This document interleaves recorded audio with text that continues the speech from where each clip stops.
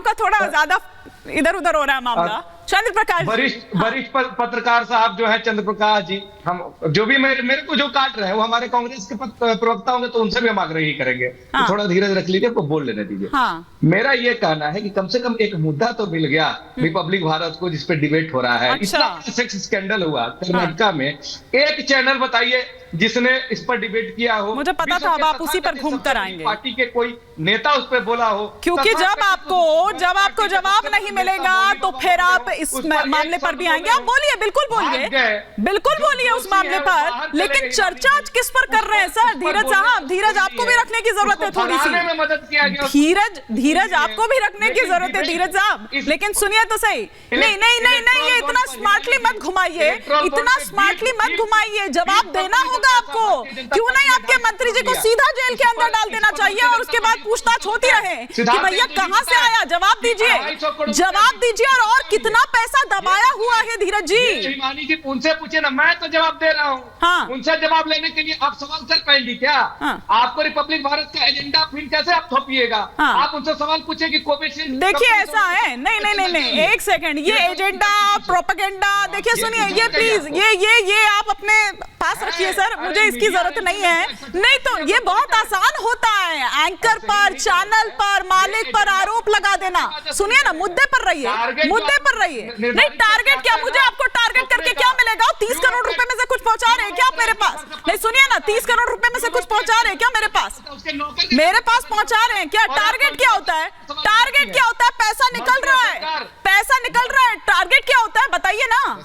इस चुनाव में भाई एक आम आदमी जो अपनी खून पसीने की कमाई है, मतलब वो तो बेचारा एक साथ इतने नोटों के बंडल तो शायद ही उसने कभी जिंदगी में देखे हो, वो चाहे कितना ही क्यों ना कमा ले, वो चाहे कि अरे तो टारगेट क्या होता है? टारगेट कर रहे हैं सिद्धार्थ जी, आप टारगेट कर रहे हैं। वो कह रहे हैं कि हाँ, अब सुन लीजिए, टारगेट की बात आपने कही, अब सुन लीजिए, टारगेट कर रहे हैं आप लोग। वो कह रहे हैं कि भैया वही तो निकले। अब एक सेकंड धीरज जी, थोड़ा सा धीरज रखिए।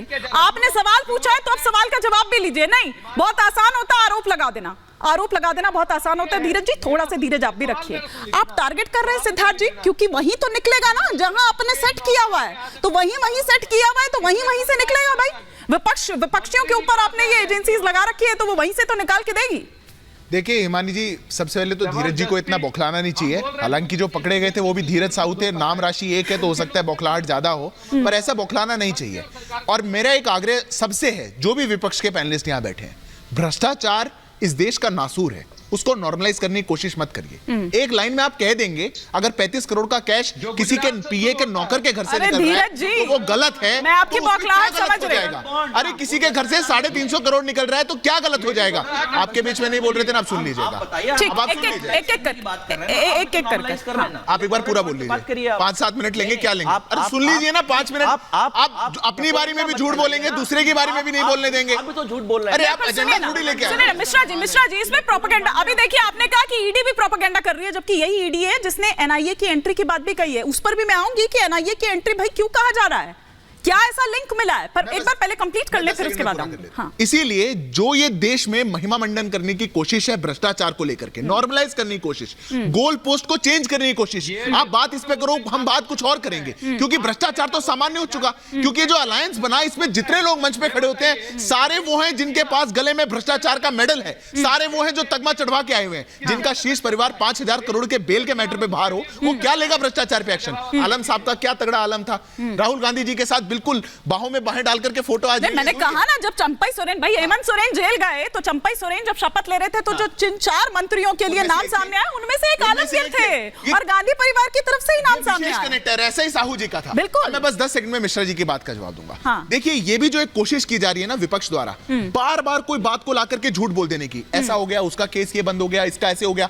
जब उनको पकड़ेंगे ना आप नब्ज से जाकर के, तो कहने लगेंगे नहीं जजेस में है, कोर्ट में है, थोड़ा ठंडा बस्ता हो जाता है, कोर्ट्स भी डिले करते हैं, थोड़ा ऐसे है वैसे है। किसी का केस बंद नहीं हुआ, कैटेगोरिकली बोलता हूं मैं। और आप नाम लेके बात करेंगे तो नाम लेकर के जवाब दूंगा, किसके केस का क्या स्टेटस है। मैं पेशे से वकील हूं, एक-एक का बता सकता हूं। जो कोर्ट्स में केस पेंडिंग पेंडिंग है। आपके पास जब वो थे तब बहुत अच्छे थे, ये तो बहुत अच्छी बात हुई, पर इधर आते ही आपको खराब लगता है। सिद्धार्थ जी, ऐसे भी तो है कि कईयों की फाइल खो गई, मिली नहीं रही है। मैं बता देता हूँ जिनके लिए कहा जाता है, मैं कुछों के नाम ले देता हूँ, जिनके लिए कहा जाता है। जवाब दे दीजिए, फिर वरुण पुरोहित जी का रुख करो। जवाब दे रहा हूँ, जिनके लिए कहा जाता है ना फाइल खो गई, ऐसा हो गया, ये उनके लिए। अभी किसके लिए कह रहे थे?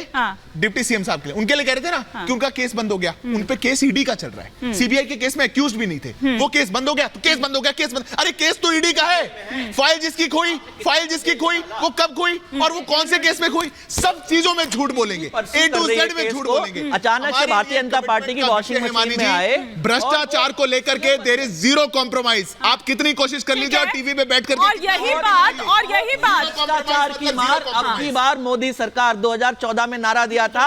आप बताइए कितने भ्रष्टाचारियों को आपने जेल में डाला, जो खुद सबसे बड़ी भ्रष्ट पार्टी बन के आए, तब आए थे। इस बार नहीं आएंगे क्योंकि इस बार सबसे बड़े भ्रष्ट पार्टी आप खुद हैं। जेल में डाल रहे हैं, उसी का आप बताइए ना कितने भ्रष्टाचारियों को आपने जेल में डाला। आप 25 में से 23 बताइए ना कितने भ्रष्टाचारी जेल में, उनमें सब आपकी सरकार में बैठे हुए हैं। आपके चहेते कल ईडी जाती है, अगले दिन आदमी जो है भारतीय जनता पार्टी में शामिल हो जाता है।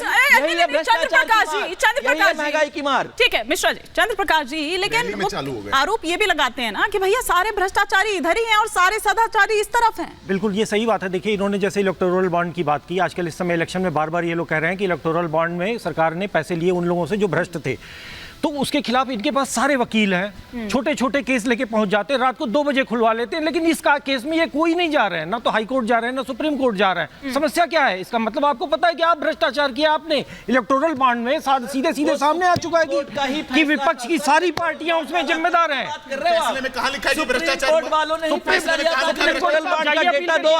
आप सुप्रीम कोर्ट के फैसले पे आप सुप्रीम कोर्ट जाओगे क्या? सुप्रीम कोर्ट का सुप्रीम कोर्ट ने इलेक्टोरल बॉन्ड का डेटा, आप ये बताइए ना कहां है उसमें लिखा हुआ भ्रष्टाचार? और झूठ बोलने का काम करते हैं पूरे दिन। कर रहे हो सर आप, यार कमाल है। उसमें कहां लिखा है बताइए, मैं अभी आपको ऑर्डर खोल के देता हूं। आप उसमें करप्शन वर्ड को सर्च करिए, डेटा दिया, कहां निकला है? सुप्रीम कोर्ट ने डेटा बात बोलेंगे, अरे स्कीम को लेकर पॉलिसी को लेकर के बात बोली है ना, डेटा में करेंगे, बिल्कुल करेंगे, सही समय पे करेंगे, सही समय पे उसमें ऐसी कंपनियां। ठीक है वरुण पुरोहित वो सही समय है कभी नहीं, अभी ये है इनका सही वरुण पुरोहित, वो कह रहे हैं सही समय है, यही समय है। वरुण पुरोहित जी, अभी 4 दिन पहले भी कहा था, यूं तो आज भी कहा था प्रधानमंत्री नरेंद्र मोदी ने, लेकिन 4 दिन पहले पलामू की वो रैली, आपको सभा आपको याद होगी, जिसमें प्रधानमंत्री नरेंद्र मोदी ने ये कहा कि मैं मौज के लिए पैदा नहीं हुआ हूं, एक मिशन के लिए पैदा हुआ हूं। और वही मिशन है कि भ्रष्टाचारियों को, ना तो उन्होंने कहा कि उनको खाने नहीं दूंगा और नहीं तो आपको लौटाना होगा जेल में जाकर, वो आप जेल की रोटी जो है वो चबाएगा। ये आज भी उन्होंने कहा। हिमानी जी अभी ये कह रहे थे राहुल गांधी के साथ आलमगीर की फोटो थी, देवगौड़ा के पोते के साथ भी तो मोदी जी की फोटो थी, क्या वो भी शामिल है क्या उस काम में? ऐसे आरोप नहीं लगाने चाहिए सबके साथ, किसी के नेता जवाब होंगे तो फिर तो हो चुका। ये लोग आप बीच में आ गए ना, आप ये करप्शन शुरू हो गया डिबेट का, ये करप्शन का, ये डिबेट का करप्शन शुरू हो गया, डिबेट का करप्शन शुरू हो गया। एक देखिए, नो करप्शन, कम से कम यहाँ का डिबेट का करप्शन शुरू हो गया। नहीं कोई करप्शन, गंदी बात होती है, ये गंदी बात होती है, अच्छा आचरण नहीं होता है, वोट मिलना गंदी बात होती है, भ्रष्टाचार। अरे आप गंदी बातें कर रहे हो टीवी में बैठ के, आप शुद्ध आचरण नहीं है आपका, अच्छा आचरण नहीं है, आपका घोटाला करना गंदी बात आचरण ठीक नहीं है, गलत बात करते हो टीवी बैठ करके। नहीं सुनिए ना, ये आपकी गंदी बात है, दूसरे को बोलने नहीं देना। वरुण पुरोहित जी, सवाल है, ये डिबेट का करप्शन है, दूसरे का टाइम हड़पना, आप ही बोलेंगे, दूसरे का टाइम हड़पना मतलब करप्शन करना। अरे आप करिए ना फिर करप्शन। ठीक एक एक करके। हाँ, लेकिन आप कह रहे हैं कि विपक्ष को ही टारगेट किया जाता है। जैसा नहीं हूं भैया, धीरज साहब आपके जैसे संस्कार नहीं है मेरे। वरुण जी, मैं आपसे सवाल पूछ रहा हूं, आपके जैसे संस्कार नहीं है, इनके जैसे नहीं है मेरे। हिमानी पुरोहित जी, आप लोग कह रहे हैं कि टारगेट किया जाता है। अभी थोड़ी देर पहले धीरज जी भी कह रहे थे यहाँ पर। मुझे ये समझ नहीं आ रहा है कि टारगेट जैसी क्या बात है सर, सब सामने है ना, निकल रहा है ना ये पैसा, इतनी अकूत संपत्ति। हिमानी जी देखो, ये सरकार हटेगी जब इनकी संपत्ति की जांच होगी। इनका तो अध्यक्ष बंगारू लक्ष्मण पकड़ा गया था भ्रष्टाचार में। और मुझे बताइए, जो मोदी जी रोड शो करते हैं, इनके नेता रोड शो करते हैं, फ्री में हो रहे हैं क्या? सब में पैसा आता है, सब में पैसा लगता है, सबको पता है। मैंने ये जब भी तो राजनीतिक व्यवस्था की बात की थी, और ये मूर्ख तंत्र है, बीच में आकर के पुरोहित जी ने एक्सेप्ट कर लिया। पुरोहित जी तंत्रों से मैं क्या बहस करूं? एक मिनट आपको रोक